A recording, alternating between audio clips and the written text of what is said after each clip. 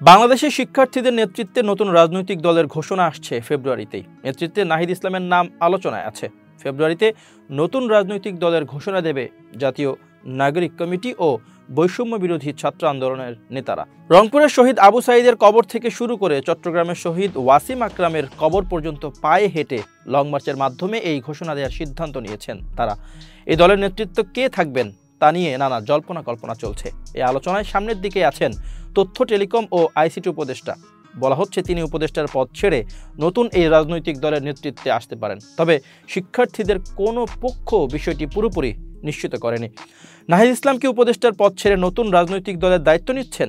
জানতে চাইলে জাতীয় নাগরিক কমিটির আহ্বায়ক মোহাম্মদ নাসিরউদ্দিন পাটোয়ারি বলেন, এখনও বিষয়গুলো চূড়ান্ত হয়নি।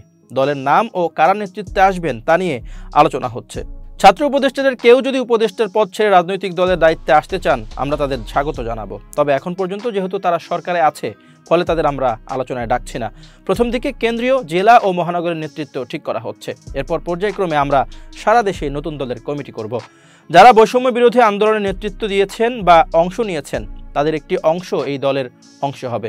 এর বাইরে অন্যান্য দলের বা মতাবলম্বীদেরও সুযোগ থাকছে বলে জানা গেছে।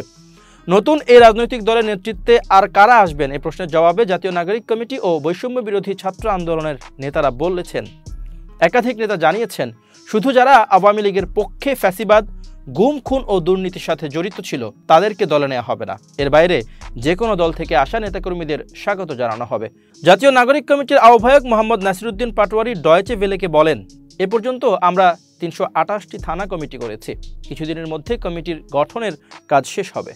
এই নেতাদের কেউ কেউ বলেন তাদের প্রধান টার্গেট বিএনপি। বিএনপির দ্বিতীয় ও তৃতীয় সারির নেতাদের দলে টানতে তারা কাজ করছেন। বিএনপির ভোটকেও টার্গেট করেছেন তারা। নাগরিক কমিটির মুখপাত্র সামান্তা শারমিন বলেন, চাঁদাবাজি, দখলবাজি, সিন্ডিকেট ও দুর্নীতির বিরুদ্ধে আমাদের অবস্থান। জুলাই অভ্যুত্থানের চেতনা ধারণ করেন এমন সব নাগরিকের জন্য নতুন রাজনৈতিক দলের দুয়ার উন্মুক্ত। শুধু বিএনপি নয়, অন্য যে কোনো দলের যে কেউ জুলাই চেতনায় বিশ্বাসী হয়ে এলে তাকে আমরা স্বাগত জানাবো। তবে যারা অতীতে ফ্যাসিবাদী রাজনীতি তথা আওয়ামী লীগে যুক্ত ছিলেন তাদের নেওয়া হবে না। বিভিন্ন কমিটিতে কয়েকজন অতীতে আওয়ামী লীগের সাথে সম্পৃক্ততার তথ্য গোপন করে ঢুকে পড়েছিলেন, তা জানামাত্র বহিষ্কার করা হয়েছে।